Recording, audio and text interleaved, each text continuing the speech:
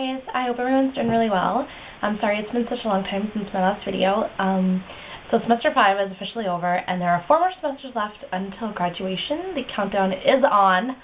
Finally! I'm currently on break, and I go back to school next week. So while I'm on break, I thought I should make you guys another video. So this semester I did a pediatric and mental health rotation, but today we're going to talk about pediatrics.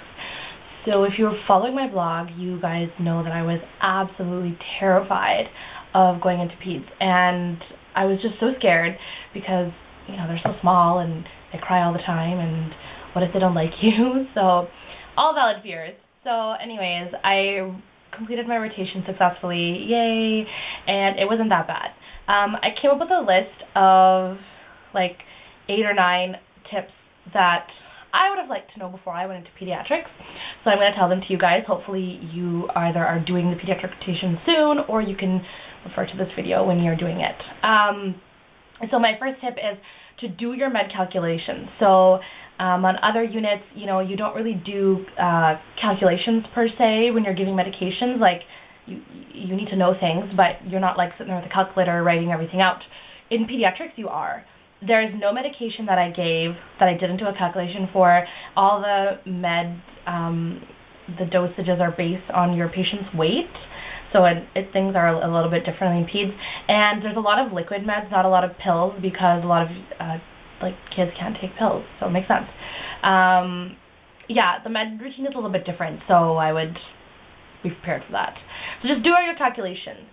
My second tip is to ask questions. Now this was in my other video, my like regular clinical tips video, but asking questions is awesome. Always ask questions. I love asking questions. I ask way too many questions, I think. No, there's no such thing. My third tip is to know your diagnosis. So obviously you need to know this regardless of what unit you're on, but in peds it's even more important. Depending on where you get placed in a pediatric hospital, I guess you'll have like rare diagnoses or not. But yeah, know your diagnosis, so know what you're doing that day with your patient, obviously. I always make a list, like,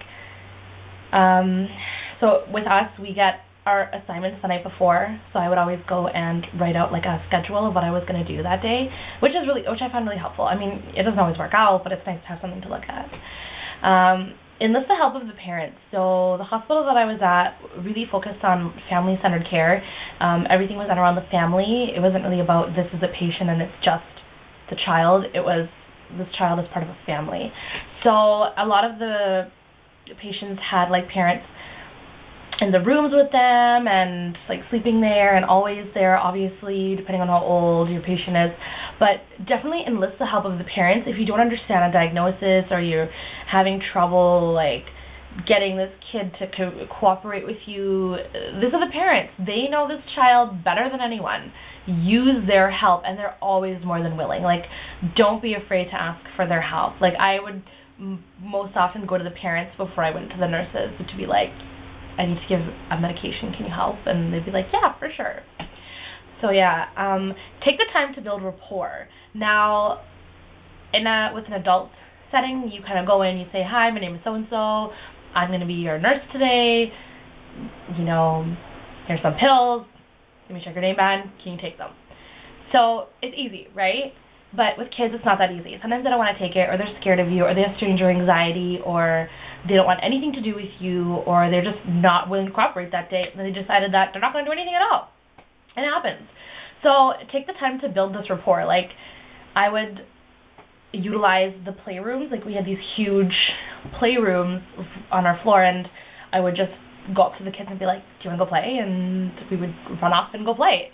So it was great. And then they like you, and then, you know, they're more willing to do things that you need them to do.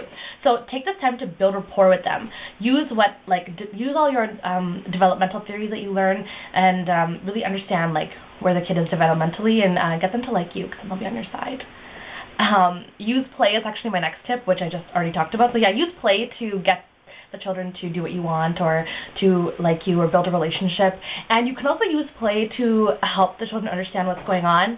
We had people called child life specialists on our floor who were like, their only job is to just wander around and explain to the children what's going on using play, like dolls, and prepare them for procedures.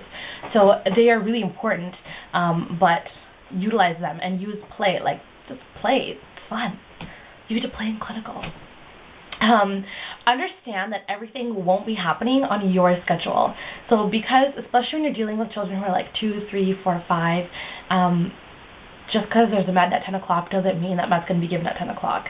That child may be sleeping, or that child may be having a temper tantrum, or, whatever. Like, it just might not happen. So sometimes it's okay. Understand that your schedule going a little crazy, it's okay. Yeah, there are certain times you need to put your foot down, but most of the time it's okay, right? They're children. They don't know any better. Be patient with the kids and the parents.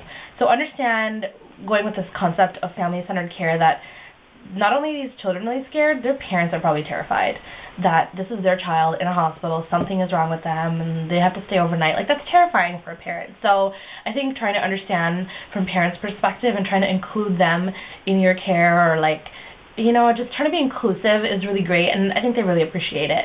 And also understanding that sometimes parents need a break too, so maybe, I would say all the time to my patients, do you want to come play with me in the playroom? And I tell the parent, you can take a nap, or you can go get coffee, or whatever. You can go home, take a shower. Some of them have been there for days, and I was like, you can do whatever you want. I'll watch your child and play with them. And they appreciated it. So, yeah, and my last and most important tip is have fun. This is such a fun rotation. I mean, when else do you get to go to clinical in, Mickey Mouse scrubs, or Winnie the Pooh scrubs, or, whatever fun scrubs you have, and you get to play. I played Just Dance and Wii, and you get to play. It's fun. It's such a fun rotation. You learn a lot too. And yeah, so just stay on top of all of your nursing stuff, and you guys should have a blast. I mean, I was terrified, and it was actually really fun. So I hope you guys totally enjoy your pediatric rotation. And if you have any other questions that I didn't really talk about, just leave them below, and I'll try to get back to you. Yeah, that's it. Okay, have fun. Bye.